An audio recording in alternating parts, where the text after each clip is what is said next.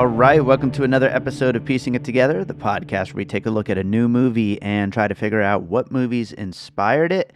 And today on the show, we are finally getting to talk about a Sam Raimi movie. I certainly bring up Evil Dead enough on this podcast, but he's back with a new movie, back to the Marvel franchise, although his first time in the actual MCU. We are talking about Doctor Strange in the Multiverse of Madness. It is the second Doctor Strange movie. It is the 28th MCU movie. Ridiculous. But it's, of course, making a ton of money, and everybody's seeing it, and we are going to talk about it with returning guest Robert Yaniz Jr., and we have a great conversation coming up. Lots of puzzle pieces, of course, lots of Sam Raimi in there, and lots of other stuff as well. Before we get to the conversation, I do want to remind you, as always, to make sure you are subscribed to Piecing It Together wherever you listen to podcasts. You can rate and review us on Apple Podcasts or Good Pods or Podchaser or Spotify, wherever you're listening. If there's a 5-star button, we'd appreciate it if you'd hit that. And follow us on social media at Piecing Pod. Don't forget about our Popcorn and Puzzle Pieces Facebook group also, where we continue the conversation about all the movies we talk about here on the show. So with all that said, let's talk about Doctor Strange. All right, Robert Yaniz Jr. is back with us on the podcast to talk about Doctor Strange 2 in... No, it's not called Doctor Strange. It's called Doctor Strange in the Multiverse of Madness. We're talking Sam Raimi. That's the important thing here. How's it going, exactly. Robert? It's going great, David. Thanks for having me back. Yeah, definitely. I'm happy to have you. I was trying to think, like, who should I try to get for this episode? And then I was like, who do I know that loves Evil Dead as much as I do? Because, of course, this is going to be a celebration of all things Sam Raimi and Bruce Campbell and Evil Dead and all that stuff. And, of course, we talked about Evil Dead 2 over on your podcast and had a great time doing that. And so I thought you'd be a great one for this. Yeah, no, absolutely. And on my show, we just finished doing the Raimi Spider-Man trilogy. Yeah, so I heard Josh Bell on there on number 2. I've done the Evil Dead movies and the Spider-Man movie. So both Raimi franchises have been covered. Maybe we'll get to Crime Wave one of these days. Yeah, there you go. So, we're in Marvel territory here, of course. This is the latest of the MCU. I believe the 28th movie, if I'm not mistaken. That sounds right. Now we've got the TV shows to contend with too, and something that I noticed going into this, and we should probably just kind of chat about for a second before we get into puzzle pieces, is I haven't watched the shows, but I've had enough spoiled that I wasn't like lost or anything. I understood the whole arc of the WandaVision show, and that's a big jumping off point for this movie, even though it's Doctor Strange's name in the title. It's very much like a follow-up to the WandaVision show. Are you a fan of the shows? I've been, yes, I am. I've watched all of them. I've started to get a little bit of fatigue, not with the movies so much, but with the shows, because we're on the 6th Marvel Studios show in a little over a year. So I've seen the first episode of Moon Knight as of this recording, and then haven't jumped in the rest of it. But all the other shows I've seen up to this point, WandaVision was the first, and I still think the best, and feels the freshest and the most. I don't know if any of these shows are really necessary, but the most necessary as far as building out characters who that show creates a love story for Wanda and Vision that's completely off screen in the movies, which I think is the interesting thing, because they meet in Age of Ultron, Civil War. He obviously cares about her, and there's some mutual attraction, but not like a romance. Then we see them in Infinity War, they're together, and then he dies and she's dusted, and so. We don't really see them as a couple until WandaVision. I think that's kind of critical for building everything. And that was actually something I was going to ask you, because I know you're not really big on the Marvel shows. How did that all play for you, that transition? Because a lot of people who even watch the shows have been, kind of divisively debating whether Wanda's, and obviously there's no spoiler warning on this. Yeah, spoil away for sure.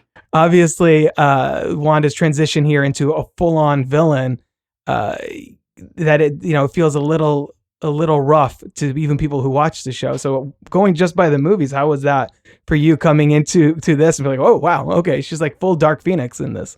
This is going to be the rare time where I say, thank God for Twitter for spoiling things for me because, otherwise I'd have had no idea. I'd have been like, what is going on here? Like, because if you're just going off the movies, especially if you're going off like Doctor Strange to Doctor Strange 2, I mean, I know obviously you need to incorporate all of the different MCU movies in order to really follow the story of all this stuff. So you can't just go off the first Doctor Strange, but there's so much that you kind of need to know from that show, and I really can't imagine somebody who doesn't spend their entire day on Twitter like tweeting about their movie podcast and seeing, oh, whoops, there we go. I guess now I know what happened on WandaVision. Like, if it wasn't for that, I have a feeling I'd have been incredibly lost. Yeah, it's the first time the shows feel, like I said, necessary, I guess, to really follow the emotional arc of a character.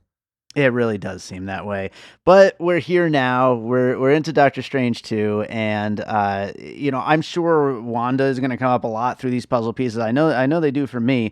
Yep. But something that I wanted to do, usually I'll throw to my guest for the first piece, but I think we should kind of get the elephant in the room out of the way first. This is Sam Raimi's first movie in, I believe, 9 years, and we're big Sam Raimi fans, as I've already established.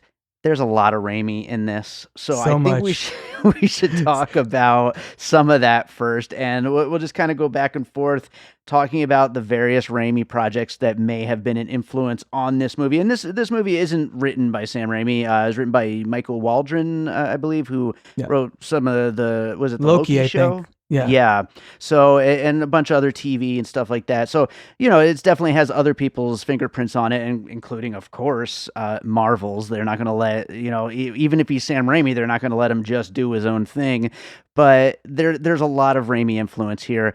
The first one I wanted to bring up, maybe the weirdest one out of the bunch, would be Oz the Great and Powerful, which I've only seen once, but when I first saw it, I was actually at a community event here in my neighborhood. I used to work with the community, putting on events for kids in the neighborhood and stuff like that. And we do a movie night every so often, and we showed that, and I had never seen it. And I just couldn't believe my eyes as I was sitting there watching Army of Darkness for kids, which is what Oz the Great and Powerful is. I need to go back and watch that movie. I haven't seen it since theaters, and I was like, I remember it as being kind of in that Alice in Wonderland, just overblown, over CG Disney, vibe. That was kind of the big early stages of them remaking every IP they could get their hands on. Sure.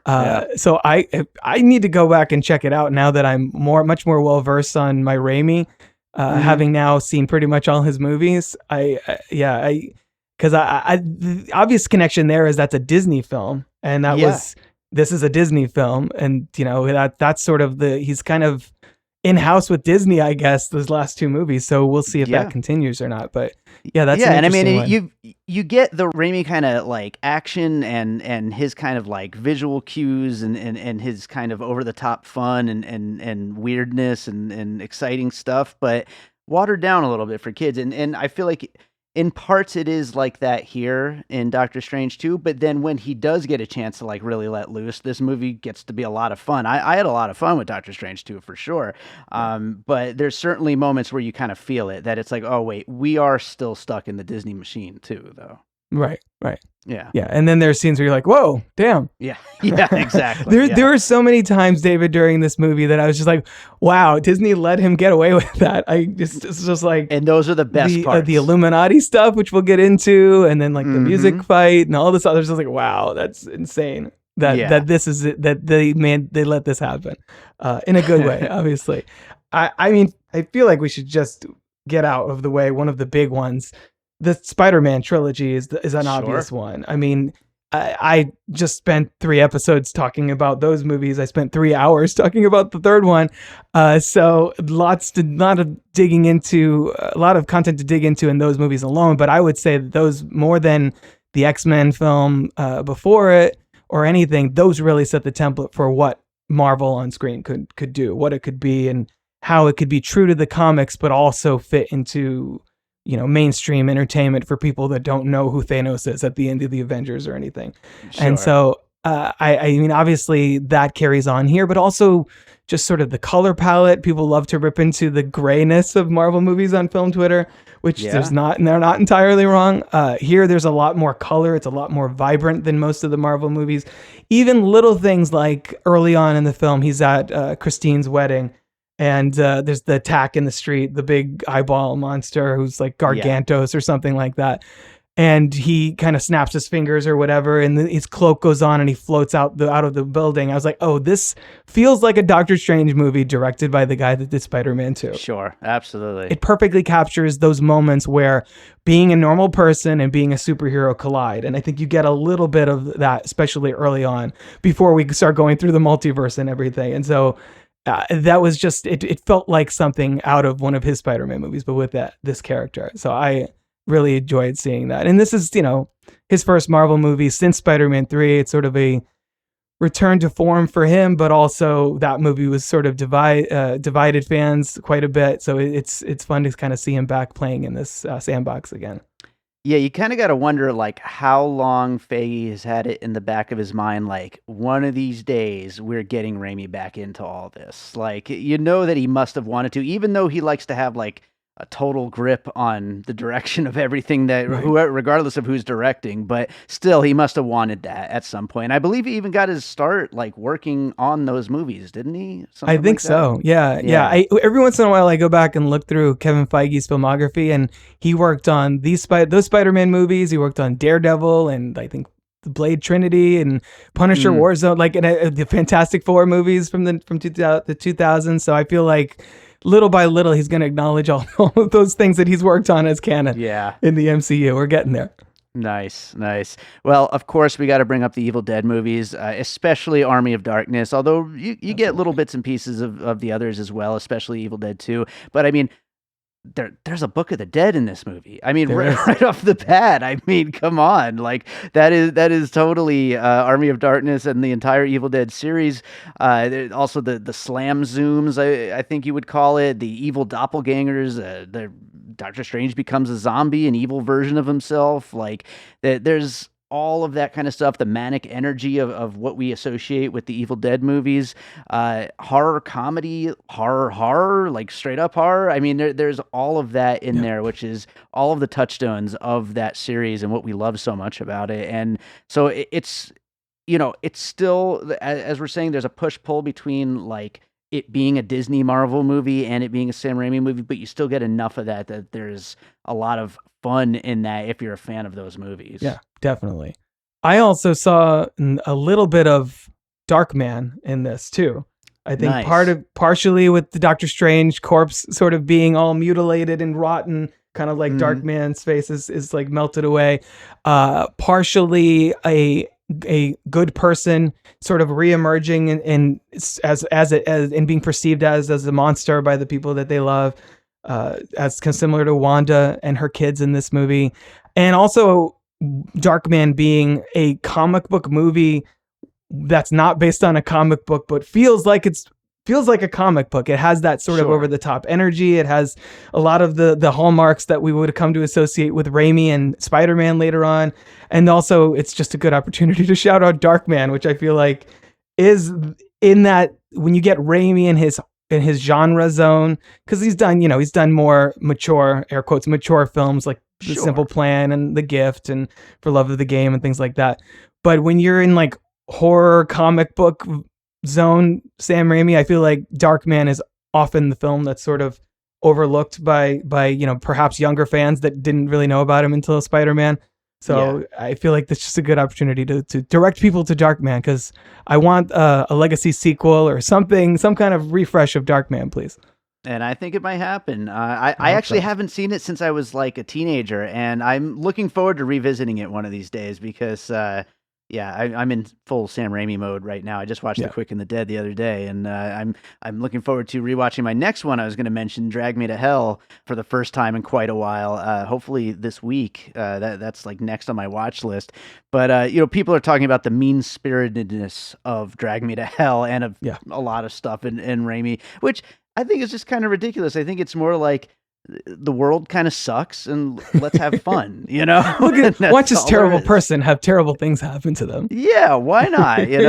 And so, of course, again, spoiler alert, we get into spoilers. You have to when you're talking about the influences and all this stuff. Yeah. At the very end of the movie, we get that end scene that's basically, although it is upended by the mid-credit scene then when it turns out everything's kind of all right, sort of. But Doctor Strange, it turns out, is now that dark Doctor Strange from the other multiverse with the eyeball in his forehead. And so that's kind of like a callback to the Drag Me to Hell ending. The other thing I think is interesting about Drag Me to Hell is it's Raimi trying to do his Evil Dead thing in an age of CGI. And so Drag Me to Hell is him trying to split the difference and do some practical, some CG. And I think he pulls it off to great effect in that movie and largely in this one as well. So I think that was his first experience with really major horror sci-fi, and except for like some of the things he's done, and obviously there's some horror elements in some of the Spider films, specifically the Doc Ock surgery scene and some of the things with Venom. He's trying to do some of that same horror vibe, but I think Drag Me to Hell is him trying to do like, okay, how could I do that with this technology and use it, but not lean on it too much and still have some of my practical effects and makeup and things like that. He literally covered Alison Lohman with like all kinds of viscous fluids in that movie, and so I think it was a good it's a good like kind of stepping stone between Evil Dead and this movie. Absolutely.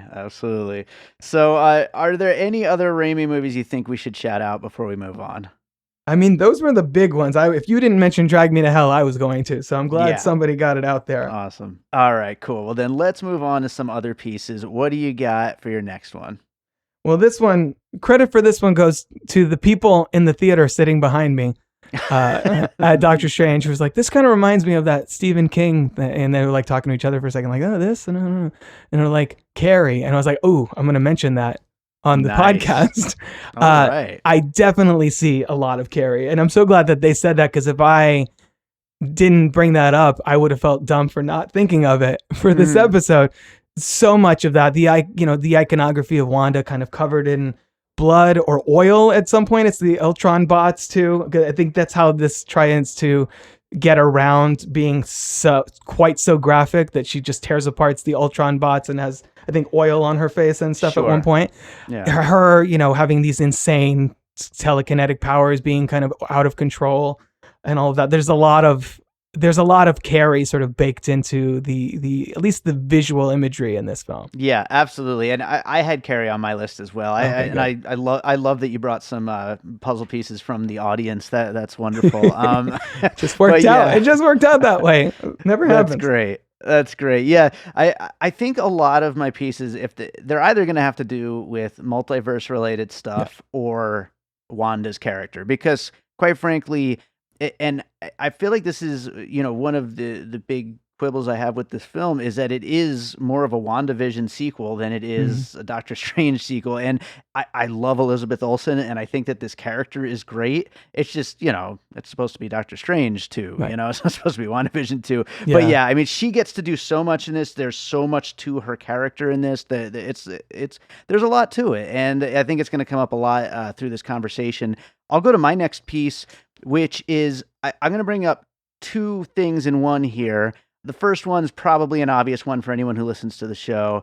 It's the Matrix for the mouth scene, of course. In the first Matrix with Agent Smith, what good is a phone call if you're unable to speak? And here, Scarlet Witch says to Black Bolt, "What mouth?" about his voice powers, and then he proceeds to explode his own brain by speaking within himself. Which, by the way, props to Marvel for that deep cut. That actor, Anson Mount, played that character on the Inhumans show that literally no one watched, that everyone hated, that lasted less than a season, and still, they were like, no, we're going to bring him in. We're going to acknowledge that kind of counts in one of the multiverses of this whole thing.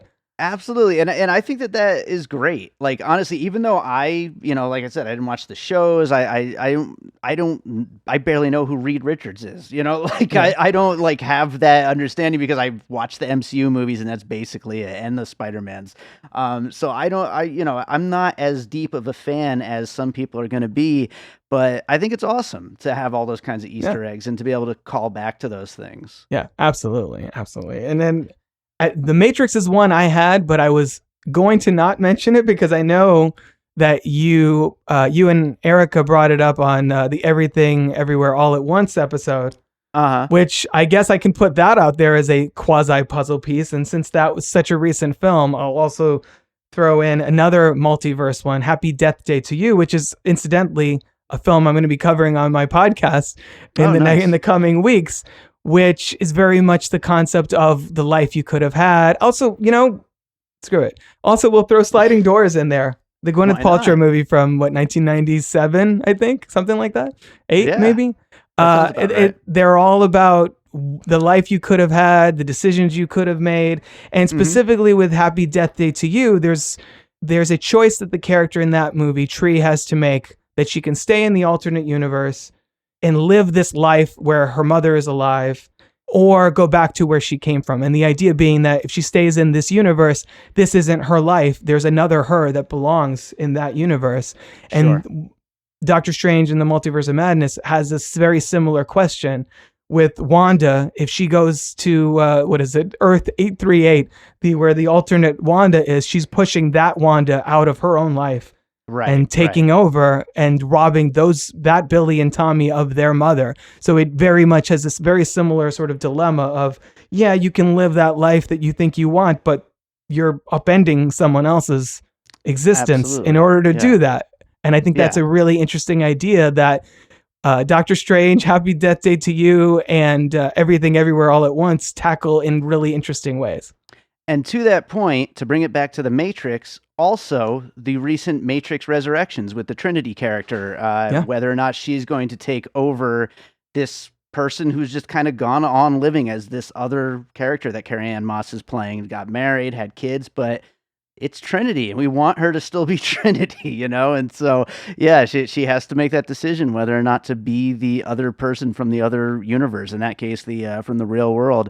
So, yeah, there's a lot of movies that are dealing with that and the consequences of switching universes, switching your place in the world. And by the way, yeah, Everything Everywhere All at Once. Obviously, we're gonna say too new to be an actual puzzle piece. Yeah, but how did we get 2 multiverse movies in 1 year that both feature people getting mustard squirted on themselves? What are the odds? Absolutely ridiculous. So I'll go into another piece.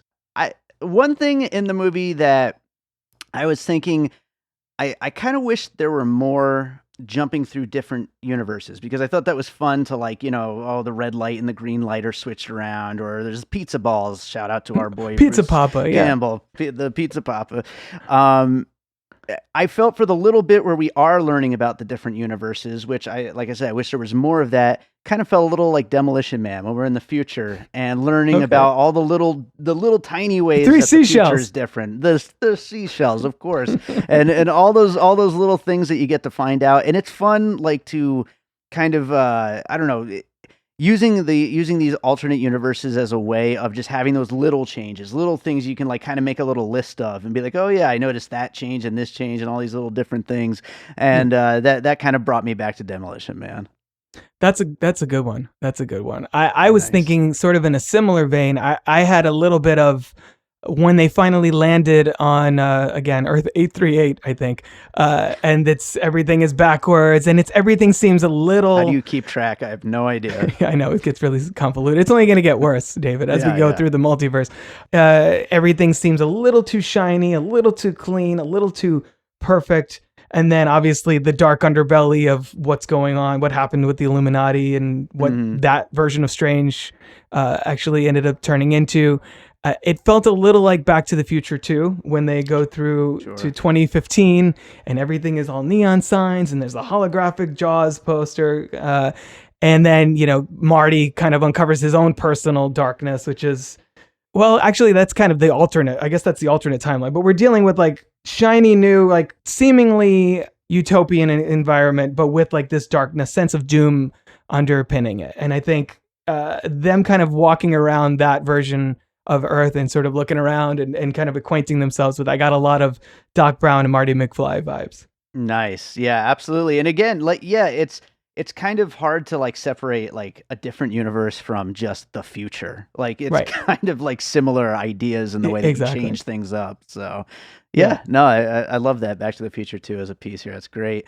I will go to another piece. Let's go Inception. Talking about, things where there's different universes. In Inception, we're going from within a dream to a dream to a dream, and everything can be like screwed up by messing with one dream to mess with the other. And here, I think it's called an incursion. Is that what it's called? Where they might two universes collide, I guess. Yeah, and everybody just dies, and so there's just like big stakes to screwing up the switching between the universes, and of course that also brings back to the whole dilemma with the Wanda character and taking over another person, and basically just scrambling reality for those people, and so.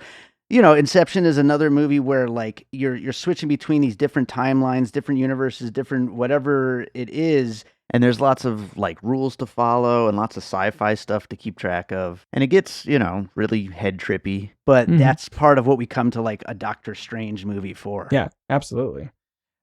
One, I was trying to avoid mostly Marvel movies for this episode because it'd be very easy to be like, well, all 27 previous movies in the MCU and WandaVision, but those are not puzzle pieces. Those are continuation. That's literally the same franchise. This hasn't officially been brought into the MCU yet, but I had to throw out Deadpool 2 for the obvious, taking an extended period to introduce a whole new set of characters, only to rapidly kill them all off. In there it's X-Force, so we meet all these characters. There's a whole recruitment montage of them bringing in all these other heroes that are going to go on this mission with Deadpool and Cable and Domino. And here we meet the Illuminati, all these cameos that everyone's talking about. And then we watch all of them get brutally murdered. Like, again, this is where everyone is up in arms about the PG-13. We get to see Patrick Stewart's Charles Xavier get killed for the third or fourth time, which might be the most shocking because everyone's like, oh, they're going to connect it. It's the one from the animated series. And it was Marvel just messing with us. We think it's unclear. It's unclear if John Krasinski is Reed Richards or if that was just to get us all to shut up. Either way, I both am, as a viewer, kind of frustrated that they spent so much time on that, because part of me is like, well, you spent all that just so you can, like, it didn't go anywhere, just to build up the stakes of Wanda's power. But on the other hand, respect for them to just be like, you want all these cameos? Look at all these cameos. Now they're dead. Now what? Film Twitter. Good luck. Yeah. So how did you feel about that sequence? Did you like it, or are you like, this feels like it's taking away from the Doctor Strange? We already have Wanda taking away a lot of the spotlight from Doctor Strange. Not that I'm complaining, but did you feel like this was another unnecessary kind of distraction?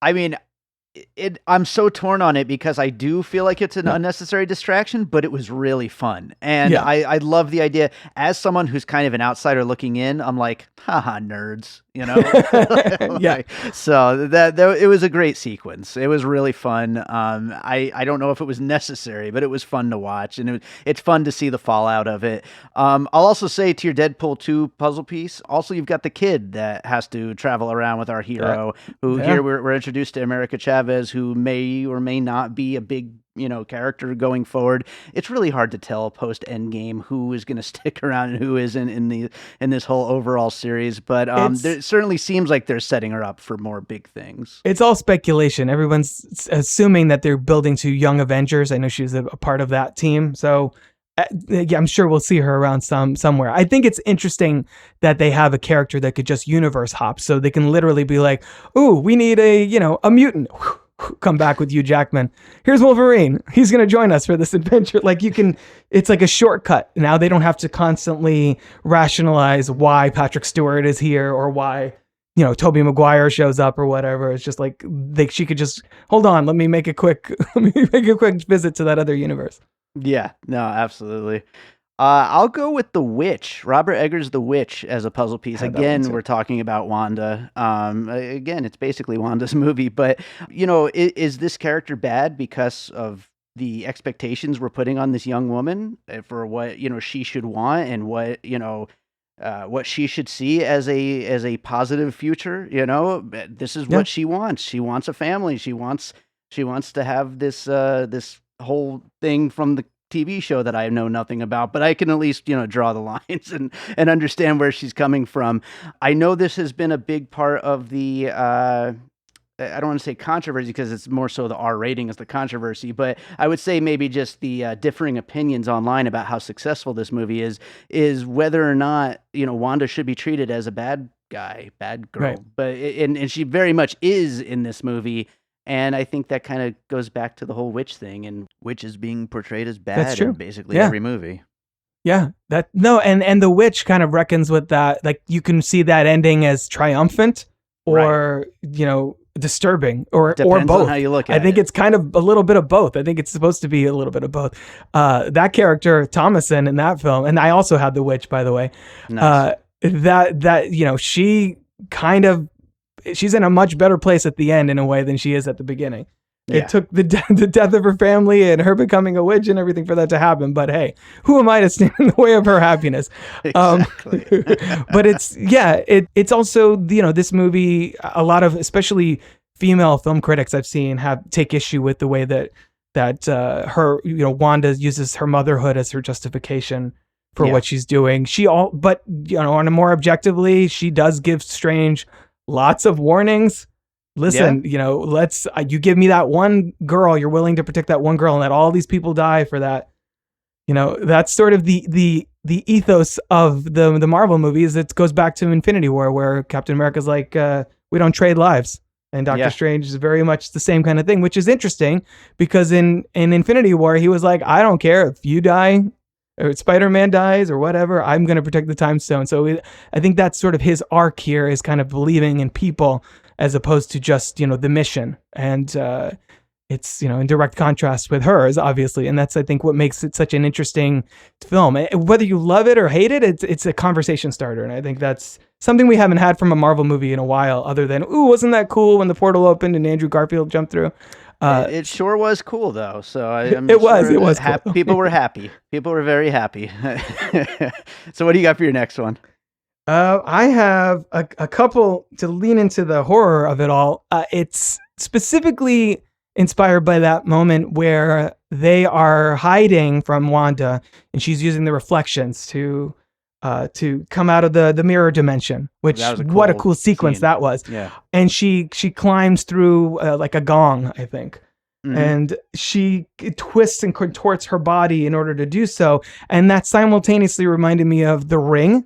Sure. With Samara coming out of the television, and the 2017 It with Pennywise sort of all twisted up in a refrigerator, I think it is, in that film. And just the contortions that her body was doing throughout felt very in line with both of those films. And it's, again, part of the kind of imagery that I was like, I can't believe that Kevin Feige let this stand. Like they're selling toys and everything from this movie, and there's little kids probably going to be traumatized from watching this kind of stuff. As an adult, I loved it, but as a father with a 5-year-old, I'm like, well, she's not watching this for a while. Yeah, she's gonna have to wait until the next phase at least. Yeah, we'll be on phase 7 or something by then. But yeah, so I really appreciated just how far this movie went with some of the horror imagery. Yeah, no, that's great. I had The Ring on my list as well, and nice. that whole sequence is just so cool. And you're right. I mean, they do let him go really far with that, with making it genuinely creepy the way that she's coming out of that and just writhing around and all that stuff. Some really cool stuff there. Yeah, that actually speaks to my last puzzle piece then, which is really not so much a specific movie, although I guess I would use Poltergeist. But also maybe Raiders of the Lost Ark or maybe Gremlins, just intense PG-13 movies that really push that limit before getting the R. And this, of course, comes back to this conversation we're having about, how violent, how scary is this movie? It's not particularly gory necessarily, but Sam Raimi gets to do a lot of fun horror tricks that are probably pretty scary for kids. And, in the 80s, I think we had a lot more of that. Like, it was actually, things were a lot scarier back then, and they've kind of shied away from it in mainstream, less than R movies lately. I remember, actually, another one you could kind of throw to the list is Shazam a couple years ago. Had a lot of that kind of like scary kind of, that imagery. Scene in the boardroom specifically. It's just like, and it really totally intense. reminded me of an 80s movie in that way. And so, I feel like people used to do it a lot more back then. And we kind of, I don't know what happened that we got scared of scaring kids, but maybe that's back. We'll see. Yeah. Well, first of all, I also had Poltergeist and Beetlejuice and all those like Amblin-y early mid-late 80s stuff that you had. I even had Aliens because I know the Waldron kind of referenced that for the Illuminati sequence, how the xenomorphs knock off all of the Marines sort of to build up to like the stakes and just how badass awesome. These aliens are. So I guess that's the one I'll go with for this turn is Aliens, because I agree with you. Like there is a sort of horror sci-fi vibe going on here that I feel like hasn't really been seen very much since the 80s. It's scary, but it's also not Exorcist kind of level disturbing. It's scary fun, and it's maybe too intense for small kids, but like 12-year-olds will go see this and be like, oh my God, can you believe this? Yeah. It'll be right in that zone for those kids who probably will then get them hopefully to go back and look at some of Raimi's own other movies, the ones that they're ready for. This would probably have been like kids like us when we were kids, like our favorite movie, like when we saw it, and it would have opened our minds to so much crazy shit. But nowadays, I don't know. I don't know if kids are into this kind of stuff, but I guess we'll see. I mean, it's certainly making money. We'll see when more kids get to see it. But do you have any other pieces you wanted to bring up? I had also Harry Potter and Lord of the Rings, kind of magical battles. There's a scene where Doctor Strange and Scarlet Witch are facing off with kind of blasting each other. Very Harry and Voldemort. I had Buffy the Vampire Slayer, the TV show. Okay. Good witch going bad, sort of corrupted by dark magic. Very similar to that. I had a couple Disney movies. Moana actually kind of ends with the villain sort of turning good, or like, I don't know if you've seen Moana, but there's like this dark volcano mountain that at the end, when Moana kind of sees that character for who they are, they sort of soften and brighten up. And it kind of reminded me of that here, where America realizes she can't overpower Scarlet Witch. So she actually gives her what she wants and basically shows her who she is. Yeah. By bringing her to that earth and letting her see how the kids react to her and what the damage that she's really causing. That's funny, because I had that as a note on my list of like, find a movie where something like that happens, where the villain can't be stopped, but has to basically be talked out of her own plan by seeing her own, her own faults. But I couldn't think of one for that, so that's great. There you go. And it's a Disney movie too. There you go. And Hocus Pocus, because that also has a movie where a corpse is sort of reanimated. Here it's by possession. There it's by witchcraft, like resurrecting the soul of the person through their corpse. But it's still seeing that sort of reminded me of something from that movie. Awesome. Well, I'll go down the finished puzzle here, and then we'll get into some closing thoughts on Doctor Strange in the Multiverse of Madness. We talked about Oz the Great and Powerful, the Spider-Man trilogy, the Evil Dead trilogy, Darkman, and Drag Me to Hell. That was a whole bunch of Sam Raimi. Then we got into Carrie, The Matrix and The Matrix Resurrections, Happy Death Day to You, Sliding Doors, Everything Everywhere All at Once, of course, had to just show up somewhere in this. Demolition Man, Back to the Future 2, Inception, Deadpool 2, The Witch, The Ring, and It. Poltergeist, Beetlejuice, Aliens, Shazam, Harry Potter, Lord of the Rings, Buffy the Vampire Slayer, and Moana. Oh, and Hocus Pocus as well. What a film festival that lineup would be. Oh my God. Sounds just awesome. So much over the top wild stuff happening. I mean, that's what happens when you get Sam Raimi involved, right? Yeah, I mean, exactly. Come on. One thing I'll kind of just throw out there as far as closing thoughts, we didn't really bring up the music note battle, which is just so cool. Awesome. And to me, that is like the perfect melding of like over the top Sam Raimi and yeah, it's a Disney movie, like we're getting both sides of that, maybe a little Fantasia or something like that. And there's another piece. That would have been a good puzzle piece. Throw that in there. Absolutely. No, that was one of those sequences like, this is happening in a movie. Yeah. And it's not because of the violence, because of how weird it is. Like, I'm surprised that they let it slide. Yeah, and that's what I wanted from this, is for Raimi to get to be weird. I mean, how often is Raimi going to get to, have this kind of budget and have, the ability to basically do anything you can kind of throw your mind to, but then he doesn't really, because he's kind of also beholden to, it has to fit the template of the whole Marvel thing. So it's kind of a little yin and yang kind of situation, but there's enough good here. Also, we should talk a little more about Pizza Papa. It's over. Back. That I was so happy at that final end credit, maybe the best end credit scene of all time of any of these MCU movies.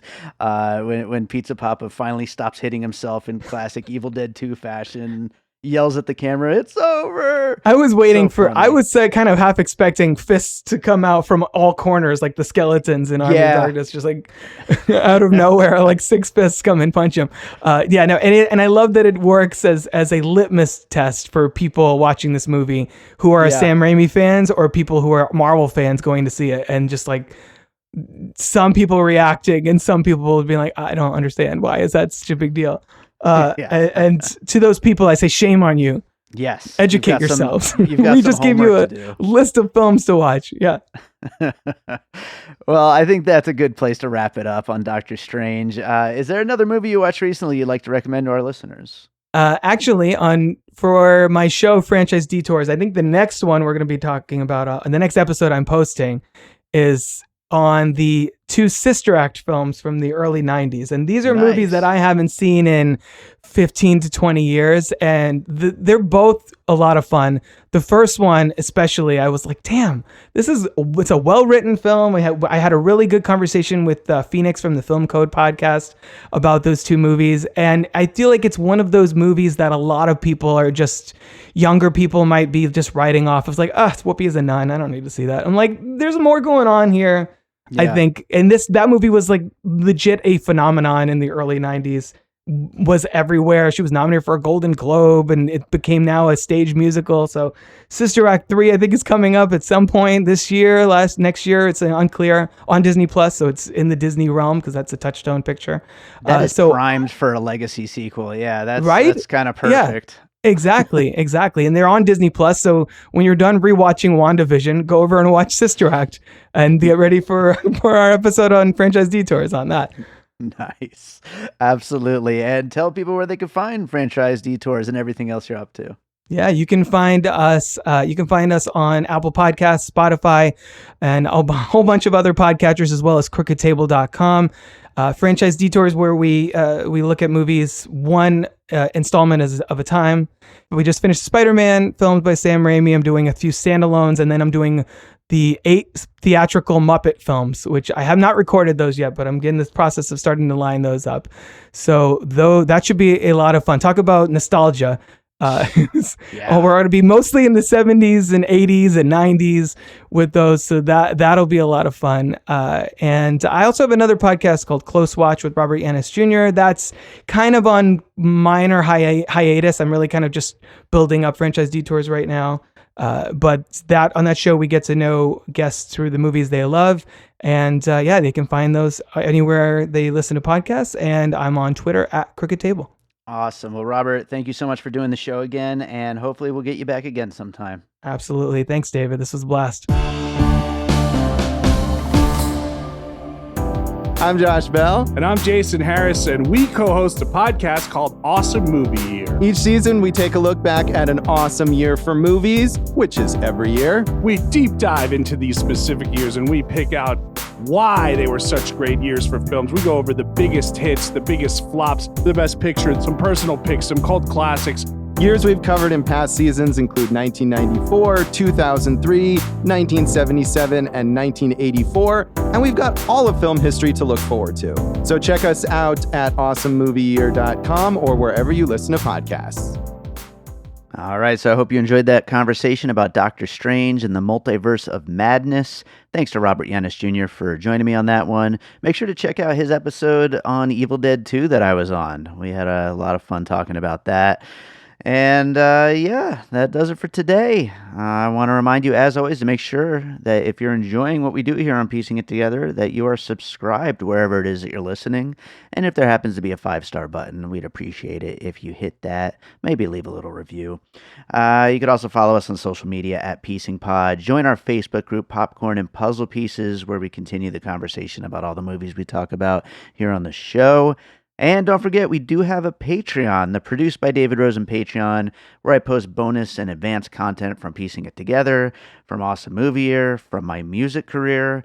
Lots of great stuff there. As far as Piecing It Together is concerned, we currently have advanced episodes on Uncharted, The Lost City, which will actually be hitting the main Piecing It Together feed next week, Sonic the Hedgehog 2, and The Northman. So you can listen to all those right now if you sign up over at patreon.com/bydavidrosen. And then they'll, of course, eventually make their way to the main feed, and more bonus content will hit the Patreon. So yeah, if you really like the show, go check that out. And there will be some more music stuff hitting there soon. I'm currently in the middle of scoring a feature film and working on another album, and there'll be more and more snippets and, advanced pieces of music and all that kind of stuff hitting the Patreon soon.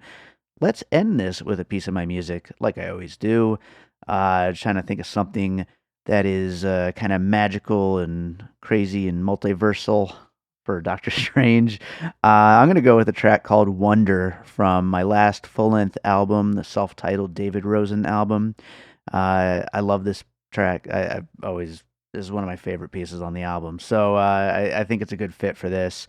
Hope you enjoy it. It's called Wonder. The album's out wherever you can find music. So go check out the rest of the album, and we'll be back with more Piecing It Together real soon.